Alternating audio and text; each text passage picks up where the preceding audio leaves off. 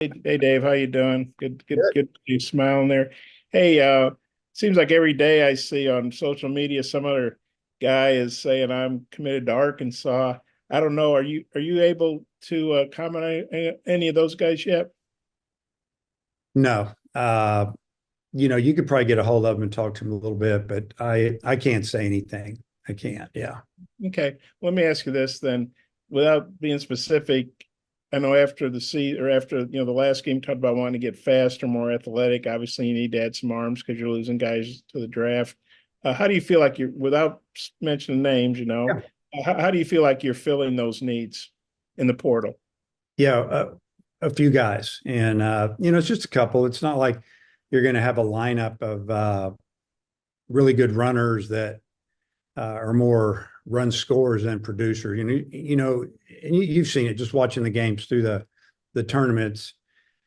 You got to be able to hit it over their head. You got to hit some home runs. You got to have some power, but you need some athletes in there that can steal a bag when everybody knows you're going to steal. And we're working on that. So definitely something that uh, we feel like we're addressing. And again, we got to get these kids to show up and we got to deal with, in some cases, the draft because a couple of these kids are older. For the most part, it looks like we're going to get these new guys and some of these young guys and a couple of JUCO guys. And it looks like you've only lost a couple to the portal, and no offense to them, but not necessarily key guys for you. How do you feel about how you retained your guys? Yeah, I don't feel like guys want to leave here, honestly. We've got a lot going around here that helps kids get better, and we treat them right, and they, when you probably need to go, and but I feel real good about the guys that are coming back, and the guys that are leaving were kind of expected. So, things can change here and there, but we have we have a few players that obviously would be big time portal guys if they got in. But I think they like what's going on here and they like their development. And, when you really think about it, it's about getting better every day and making your money in the draft. Yeah, I might have a couple more about, if it comes back around, turn back to Oliver. Thanks, Dave. Okay. Ellis. Yeah, Dave, just given how the landscape of college baseball has changed so much in the last 3, 4 years, do you feel like each offseason you and your staff get a little bit better feel for how to navigate all these different variables that you have to deal with each offseason? I do. I mean, college baseball, it's super popular right now. I truly believe that. And it gets better. The teams are better. The players are bigger, stronger. They're older. Um, and it's because of being able to jump around. Teams have been able to go through a little free agency in the summer and fill in some spots. And obviously, once the season starts or school starts, that is what it is. You can't dip into the minor leagues, but you have this window right now where you can fill in. Now, it's not apples to apples because there's some teams that have a lot more NIL money to dish out than other teams, and frankly, those teams that have it, they're doing really well. So, we have to deal with that. But we want to bring in the player that it's not all about the money. I mean, yeah, it'd be nice to pluck one here and there, but we've got to get the right ones. And frankly, you have a budget, so it is what it is. But yeah, I think we've done a good job navigating, getting better, and figuring out how to handle it. You have to almost over recruit some of these older guys that are in the portal if you're getting some guys that are draft eligible. Because basically, they might say one thing, but realistically, if somebody offers them, they're probably going to sign. And you've got a lot of young pitchers on your roster that maybe didn't pitch a ton last year, but might be a big piece. I mean, Tate McGuire, we've seen what he's been doing in the Cape Cod League. Just when you're thinking about next year in the roster, how important is that crop of those freshman and sophomore arms that might end up taking on bigger roles for you, next year? We say it every year here. We're still going to try to build this program as best we can around young players. Get the quality kids from high school, get them here, get them through the draft.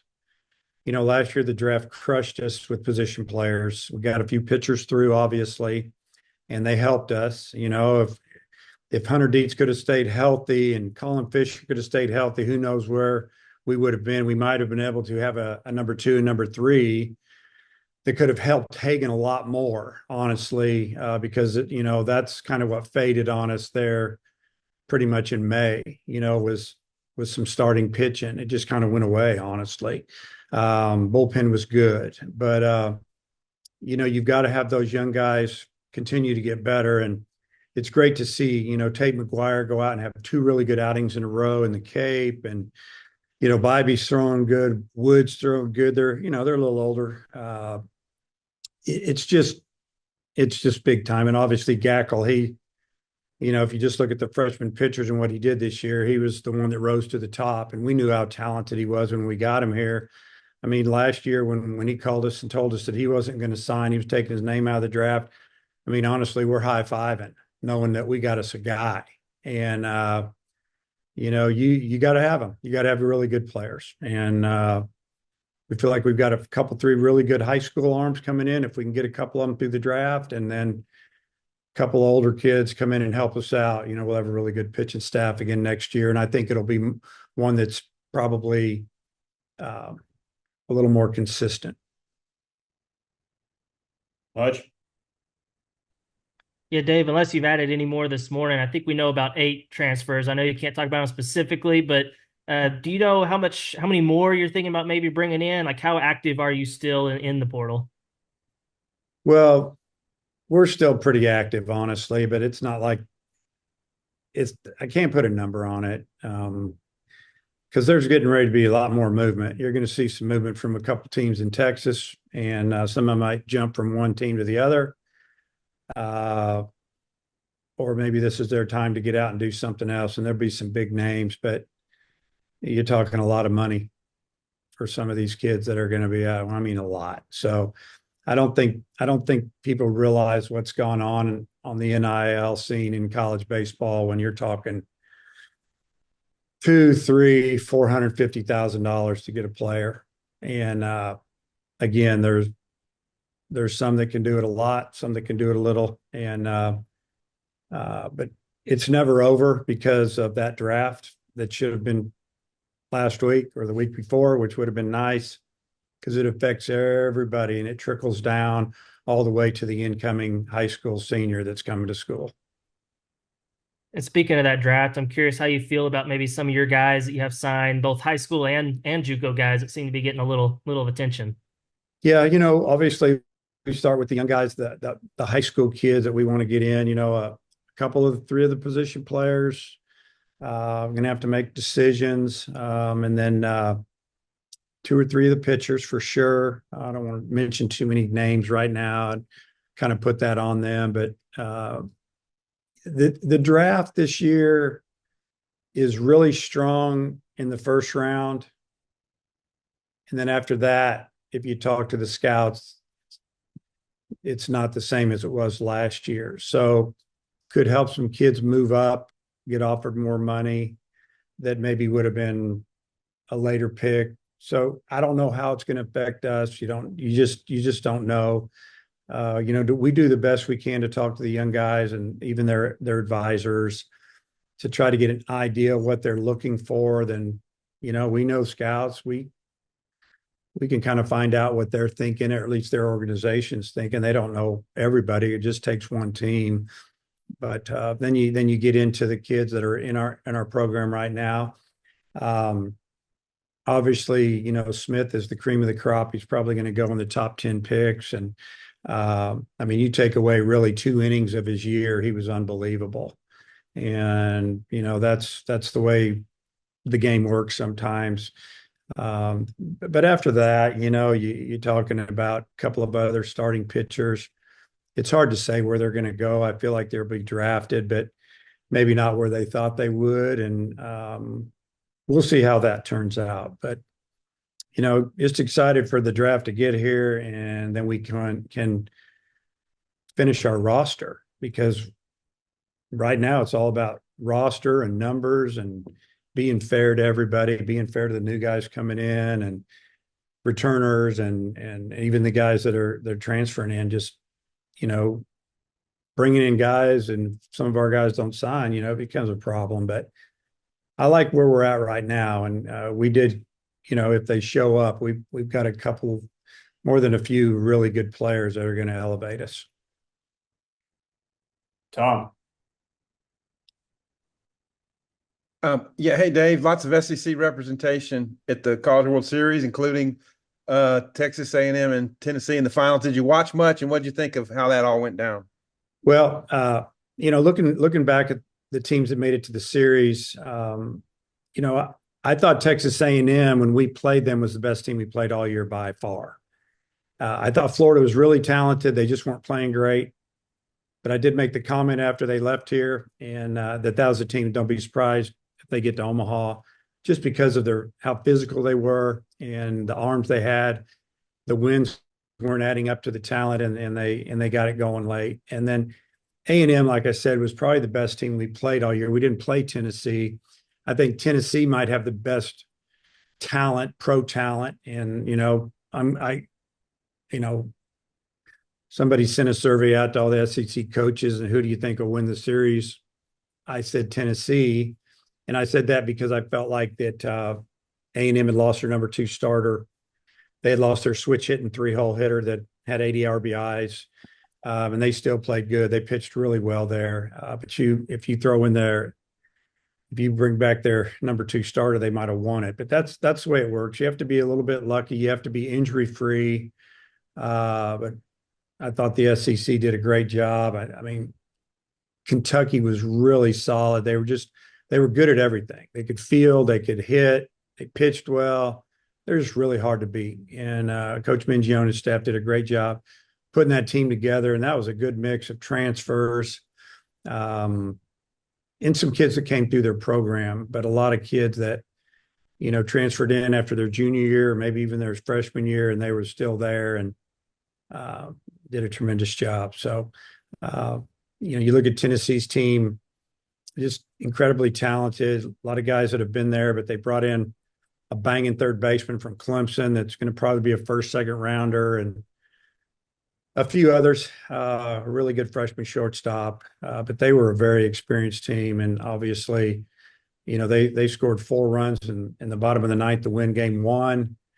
They got a break on a check swing, could have gone either way, went their way, and then they took advantage of it. And that's how fine line it is. But the league that we play in is amazing. To try to get through it every year and finish at the top is very hard. And, sometimes like this year, we just didn't play well at the end of the year. And I think, no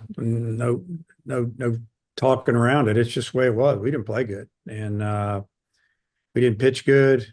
We had a couple games we hit the ball extremely hard, but it was disappointing the way it finished against SEMO. And, the game against TCU, just kind of talking a little bit, or not against TCU, against Kansas State, TCU the year before in that 1-0 game.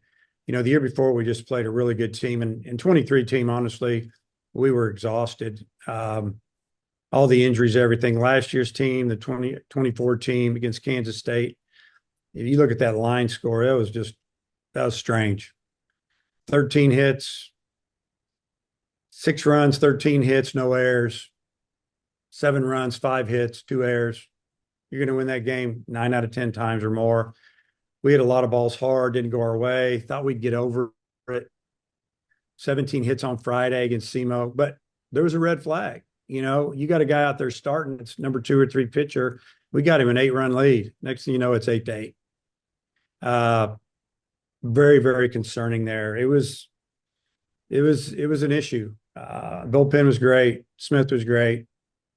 After that, starting pitching, we were on pins and needles, seeing what we were going to get, like probably you guys were, the fans, and wish we would have pitched better the last couple of games, but we didn't. And series was amazing. I thought fans were amazing. The hoopla was amazing. The announcers did a great job pumping up college baseball, and I did watch some. I think if you watch, when you watch as a coach, you watch as a fan because you got a couple of your former coaches coaching and players on a team. And, I'm not saying I was rooting against A&M, but I wanted to see Tennessee win. I mean, Tony Tony worked hard here. Josh worked hard here. Bonfield played here.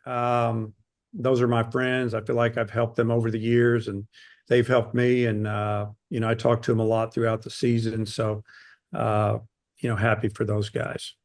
Yeah, I don't know if you saw it, but Tony Vitello in his post game was complimentary to you and your organization here. Did you happen to catch that and any thoughts? Yeah, I didn't see it. And, yesterday, probably midday, I got a screenshot of what was said. So I pulled it up and tried to find it. Just wanted to hear what he had to say. And I really appreciate it. It's bittersweet because, they won it and we didn't. And, people are happy there and people are not happy here. But really for what we do here, try to, we're trying to develop people, try to develop, our players into men and good people. And then on the coaching side, have these guys go out and, be successful and have a career. Even Andy Sawyer's at SEMO. I mean, coached him. He coached with me a little bit. I coached him hard, and he mentioned it during that I was kind of tough on him, but because I thought he could be better than he was, and I think he appreciates it now. But yeah, I appreciate that a lot. I really do. All right. And finally, for me, you touched on it a little bit, but you had Jim Schlossnagle go to Texas, which is a kind of a earthquake here in the conference. Just any take there? Yeah. Well, we knew, he was buddies with Del Conte at Texas, and we knew 3 weeks ago that Texas was going to let their coach go. It's turmoil inside the program. If you look at the wins and losses, it's been pretty good. Getting to Omaha, been pretty good. There's been other problems, and I think somebody was there that wanted somebody else, and there you go. Am I surprised? Not really, but then again, I am a little bit because of what was going to go on at A&M. They'd already made a lot of commitments to, upgrade the stadium. Their fan base is huge. It's passionate. They show up. They make a lot of noise. They make it really hard for you to win there. They have a lot of tradition, and I don't know. It's in Texas. There's a lot of players to recruit right down the road at Houston and up the road Dallas and over there and over there. I mean, yeah. But I think I don't know. I guess I don't know. It's like I said, you can see me. I don't know what to think about it. You can get involved in those situations. That all you have to do is make a call or send a text, and next thing you know, things are happening. But it's a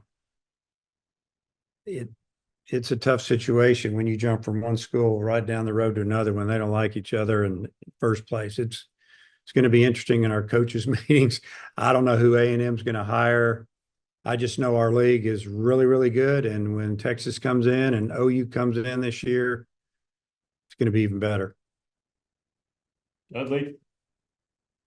Hey, Coach. Obviously, Gackle and Boucher going to the USA training camp. You've had a lot of guys go there. How can that help them in their quest to get even better over the summer? Yeah. So just being around USA baseball, red, white, and blue, it means a lot. I've been involved with their organization 2 different times. Once as an assistant, once as the manager. The players that I got to coach, they're all over the big leagues now. So these guys are all big leaguers. Gackle's going to be a big leaguer one day. Fouch can be a big leaguer. We'll tell you this about Christian. He threw up the Cape, had a little discomfort underneath his arm, like a pull, just tight. So we're shut him down. So he's not going to go do that. He's just going to rest and get ready. I mean, the guy had an incredible year. He didn't even have a 1 ERA and throws 100 miles an hour, and he's good to go. But just being around there with Gackle, and Gackle, I think, got elevated maybe to the older team, honestly. So it's just going to make him better. Gackle's already very mature for a sophomore to be. You could see his demeanor on the mound. He's all indications are he's going to be a starter for us, and he'll be a great one. But it'll it excels their development a little bit, at least if anything mentally, just to be around those type of players. And I assume that's the same thing with all these guys in the summer league. Obviously, the Cape Cod League, you get a bunch of them playing up there. Even some of the guys coming in here and around, especially I guess if they didn't get as much time this summer. How does it help their development? It's big, especially if a guy didn't, like example, didn't pitch a lot. Tate McGuire. Last fall, Tate looked really good. Didn't go real well early. He got hit a little bit at the end of fall. And then early spring didn't go great. We put him out there, didn't go great. But inside, we always thought this guy's going to be good. And we thought he was going to pitch more as a freshman. But for him to go out, have success, do what we thought he could do, it's big. He walks in here a lot more confident. You think about an offensive guy like Nolan Souza's out on the West Coast playing. We saw about 2 weeks of Nolan Souza. We were just all going, wow. I mean, this is the next guy. And then it kind of went away and it just never returned. So for him to go out there and get a bunch of at-bats against college pitchers, it's going to be big. And we've got a lot of our players scattered all over the country, but a lot in the Cape. As a matter of fact, I'm planning to go into Cape to watch some of those guys in a couple of weeks. I'll probably see 5 games in 5 days and laying it out there just because I want to see them, but I want them to see me, see them play, and they know that it's important for them to be out there playing, and I'm there to support them a little bit. One last thing. Obviously, I think Hagen Smith would be a great number 7 pick to the Cardinals, but what's the process like for him right now and these other guys who, are going through it as they get ready for the draft? Yeah, just really stay focused, stay in shape. Don't take time off now. You took a few days off and, stay in really good shape. If you're a pitcher, arm wise, just throw in your bullpens because you don't know what they're going to want you to do. A guy like Hagen, I'm just telling you, when they get him to their site and they'll take him to their spring training site and he throws a bullpen in front of them and then they put him in a scrimmage against some guys or whatever, they're going to go, wow, this is not normal. And if he throws it over the plate, they may start him somewhere. Whoever takes it, they may say, let's just put him in the bullpen up there in September. What the heck? He's going to be in the big leagues next year. You just don't know, but just, stay focused and ready to go. And I think, don't get all uptight about where you get drafted and all that. But what they're doing right now is they're having conversations with area scouts. Some of them have gone to the combine and, they hang out and teams request to meet with them just to talk to them. There's some kids out there playing in the combine and sometimes it helps you, sometimes it doesn't. I think it's a little scary if you've had a good year and then you go try to hit there and then you don't hit. So, like I said, the draft can't get here soon enough for them or college coaches, honestly, because it's hard right now because we don't know where we're at. Thanks. Jackson and Daniel, and then we'll come back around.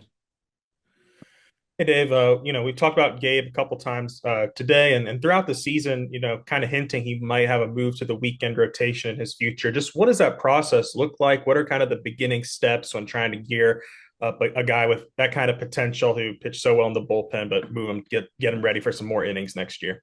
Well, it's just like at the end of the year, we were building him up and he was our best bullpen arm as far as giving us 2 and 3 innings and finishing the game. He's a defender in the middle of the field. They can field his position as well as anybody. If we would have got through the regional, the way we pitched, he might have been in the rotation in the super. Looking back, if we didn't have to pitch so many guys on Friday, because you have an 8-run lead, now it's 8-8. That was a killer. We had to win the game. You don't want to live. We rolled the dice anyway, because we knew how good SEMO could hit. We knew that they were all older except for their second baseman. And we got an 8-run lead. I'm feeling pretty good. I'm thinking, okay, this is a good move. I relaxed a little bit. When it was 8-8, it was scary. Thank goodness the offense kicked it into gear and won that ball game, but we had to use way too many pitchers. And But yeah, we were already building him up so that you were seeing that. With Team USA, the most they'll throw at a time would be 2 to 3 innings or X amount of pitches. So, when he gets back here, because he's not really going to go back home. He's going to just kind of come back here. If he does, it'll be just for a little bit. Come back here and start training, get ready for fall. And fall's going to be big this year for our team, real big. And we're going to start really early, and we're going to finish early as a squad. And there's a reason for that. I don't think it's been announced, but we're going to play our last couple of days. We're going to play out of town, a couple of teams in a pretty cool spot. So, we'll inform you on that later when I think it gets put out there. So that's how you do it. You build them up. And then you mentioned Nolan as well today. We saw him, pretty much DH, but do you have an ideal position that you'd like to see him, whether that's in the infield or the outfield, or is that still to be determined? I mean, ideal, he's a good fielder. He's got a really good arm. He's playing third base this summer, looks like most of the time. He's played some second. We had him working in the outfield. It could be, honestly, his speed, as big as he is, he can really run. He was probably one of the fastest, or right at, with Wilmsmeyer running last year on our team. So he can play anywhere. Ideally, maybe in the infield. But who's to say? He looks like a big league right fielder. Kind of looks like maybe a big league third baseman as well. So he's going to kind of show us what we need to do, but he's out working on the dirt, so to speak, this summer and putting in a lot of time there. Daniel, go ahead. Yeah, Coach, I'm just wondering, with like NIL and everything else opening up, has it opened up, kind of killed regionality within recruiting as you bring in more guys from the West Coast and other parts of the country? Well, I think it opens up a door for everything, honestly. Is if you've got it, and you're offering players half a baseball scholarship and another $100,000 or more in many cases, and even a lot more than that in some places. You can, when you make a phone call and you start talking, what's going on with you and who's on you. And, first thing you say, would you be interested in talking about being an Arkansas Razorback? And 9 times out of 10, they say yes. And then we just dig into it. But it opens up a lot of doors. It used to be you're just talking about partial scholarships, different things, except for a couple of schools that, they had pretty much whatever they needed when it came to scholarships, and they were ahead of everybody. Now there's a lot of teams that have caught them because now it's all the same between NIL money and being able to work. And, baseball scholarships, you can be fully funded. And then, and in many cases, you're going to make some money. And it's kept kids from signing pro contracts. It's helped kids, make that decision. Well, I know I can make more money signing pro, but I'm going to sign pro anyway. I know I'm going to, but I want to go to college first. 2-3 years, depending on if they're draft eligible after their sophomore year. So it's worth it to them to come develop here instead of sitting in A-ball, rookie ball, hanging out, not super happy when they could be here and probably get a lot more attention, strength and conditioning, individual coaching by their positions, and a real structured atmosphere. And I think a lot of parents like that as well. Why not go to college? Unless you just get what I call life-changing money. If you get life-changing money, I get it. That's different for every kid. So, there's a lot of doors open now, and it's not going to change.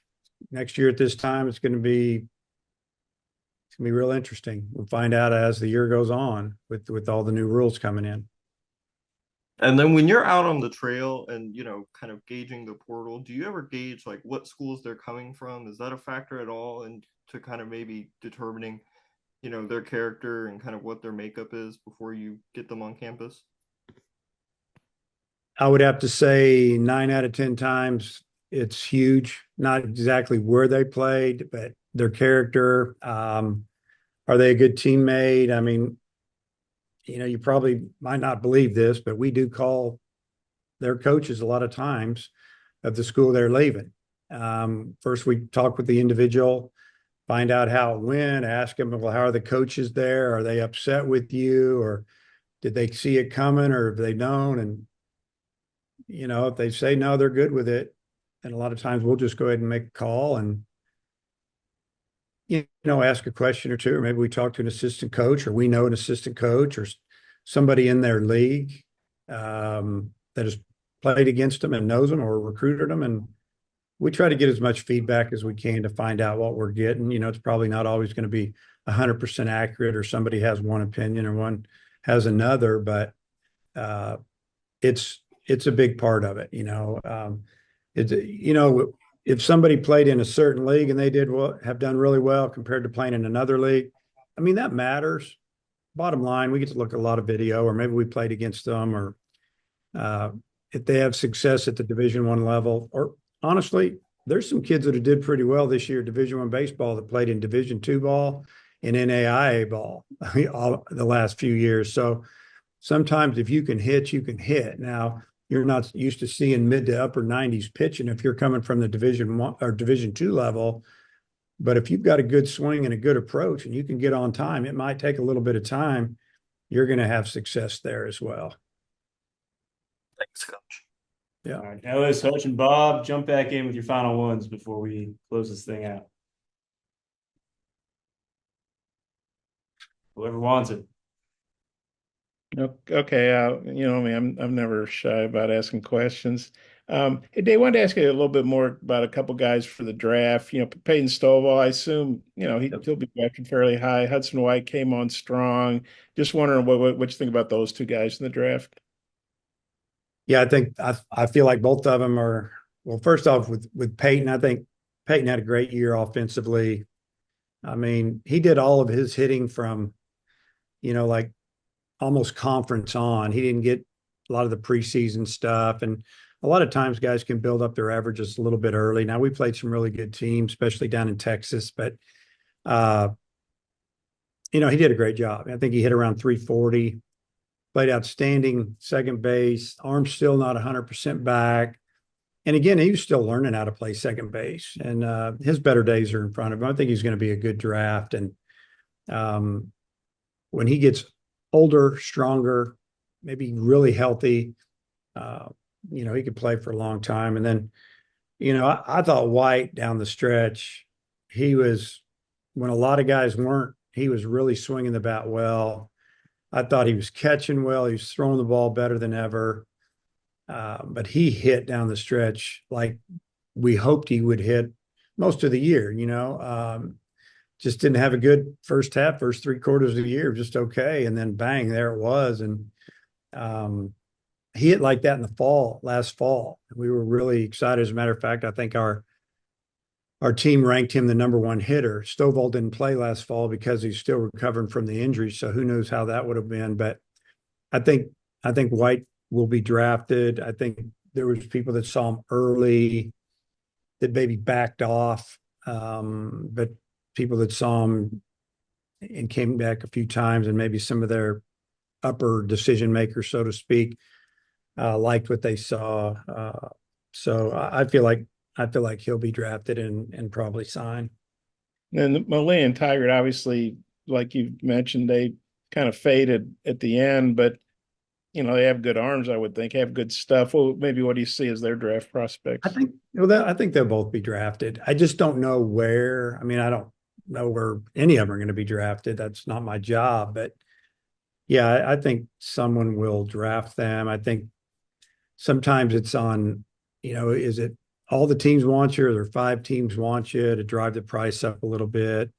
Obviously, what round? How much money do you want? There's a lot in there. I mean, it's really not my place to figure that out. We have them mentally signing.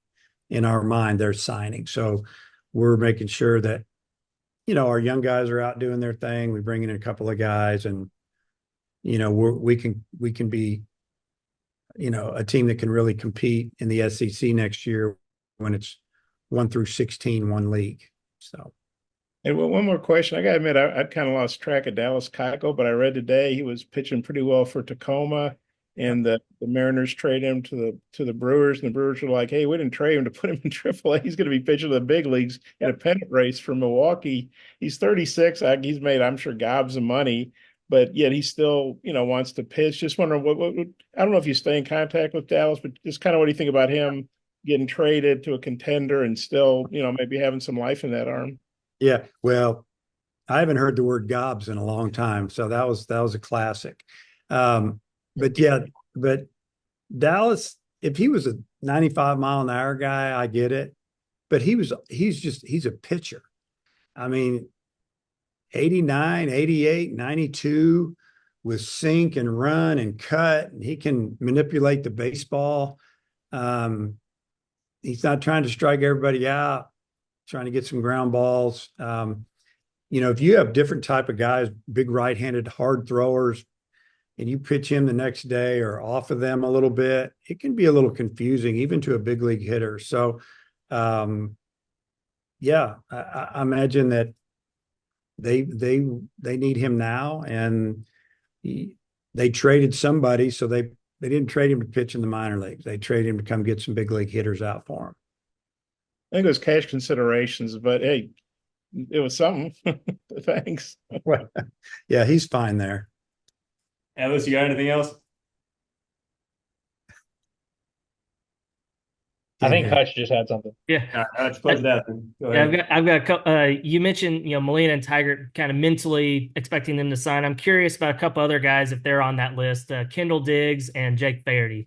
Yeah, so I feel like somebody's going to draft Flaherty. What a great arm! And when you look at his numbers, you go to the stat sheet, look at his number, you kind of go, wow. I mean, super low ERA. We knew this was going to happen to him. When we walked in the door, he was like a big arm, really raw. And not just about, just all the little things, holding runners, fielding his position, just baseball, what you got to do to really, stop teams. But as far as pitching and guys hitting him, nobody's really ever hit him here. He's hit a few people and it got better. But like last summer, he went out and pitched in the Cape and he did well. And, he did what we thought he was going to do. So I think that somebody will take him. And I was wondering if someone was going to ask me about Kendall. So, you look at Kendall's year. I mean, the first 14 games of the year, 15 games of the year, he's hitting like upper 300s, 380, 370.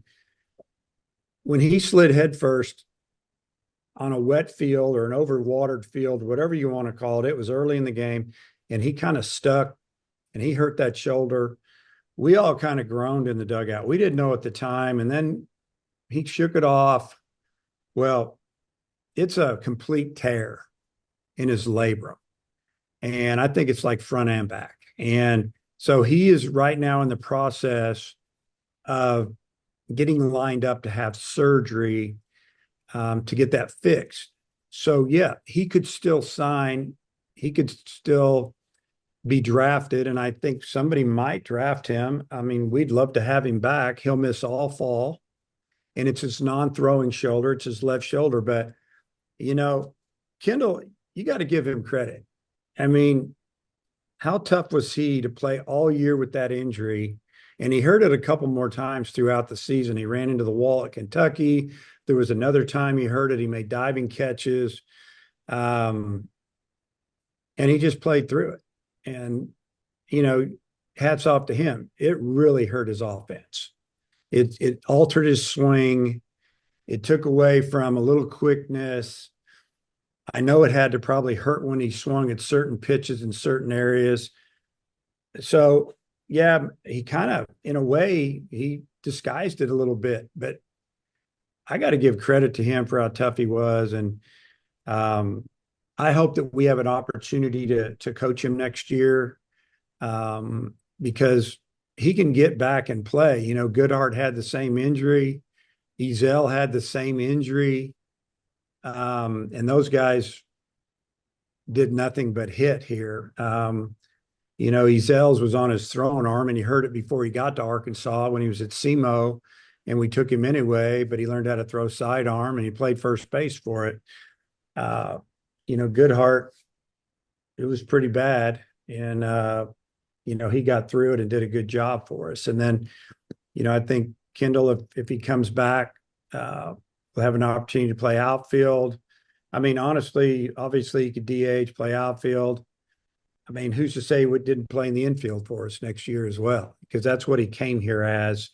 So we'll see. I've been in contact with him a lot, and when I say a lot, a few times since season ended, and through texting recently, a couple phone calls, and I will talk to him in the next day or two about some things. So, but he was invited to the combine to go do some conversations. I don't know how many he had, if any, but appreciate him trying because he was hurt.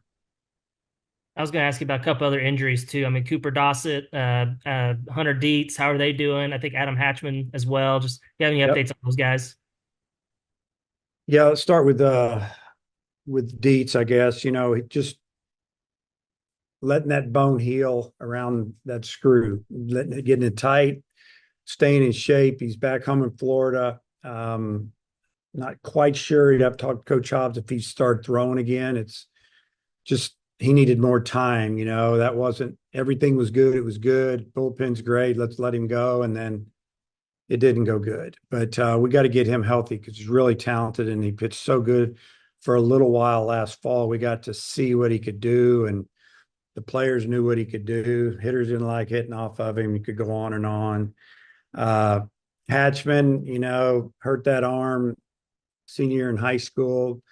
Really hard thrower, needs to be a pitcher, needs to be able to pitch. We're still figuring that one out. But I'm sure in the next month, we'll know where we're at with that one. Who else did you ask me about? Oh, Dossett, Cooper. He's here working out. No surgery. Everything is just like, he just got to get strong. He's had injury issues since I think his senior year, summer before his senior year. And that injury, it was really scary. He was really scared when it happened. He thought he'd really, torn his elbow. He didn't. As far as we know, that's MRIs and using every avenue we could to figure out what was up there. So I think mentally he's okay. Now he's just got to recover. And if he stays healthy, he's going to be really good. I mean, he throws that cutter and that slider. It's fastballs in the mid 90s now, bigger and stronger, and great kid, worked extremely hard. You couldn't ask for anything more. But when you're a pitcher and your arm's bothering you, that's not a good thing. So we got to get him healthy and feeling good about it. Seemed like was there one more? I think that's is Fisher still on track for start of next season? Yeah, I mean, Fisher's here working out. Seems to be on schedule, ahead of schedule, trying to stay in shape as best he can. So every indication right now, it looked good in there. When they looked at it later, like, hey, the surgery went great. When they got in there, it was, it wasn't a tear. It was kind of a stretch, and they can do this different procedure. And that was the idea, going in, see what they see, and then do it. And that's what they did. And, if all goes good, he should be pitching for us in the spring. And, he's a pitcher. I mean, you saw that, and he's hurt. He hurt it. He hurt it in high school. When they got in there, they said, this is an old injury. So give him credit too. I mean, he's pitching probably some of his high school year and senior year, and in here with the problem, and pitched really well, especially early in the fall. He was really good. And so I think when he gets healed up, he should really take off, and continue to climb velocity wise. And he's already got what we call pitchability. He throws strikes, he can change speeds. He knows how to hold runners, quick to the plate. Now stay healthy. If he does that, he's going to have a great career and pitch for a long time. All right, Coach. Appreciate your time. All right, guys. Good to see you. See you later.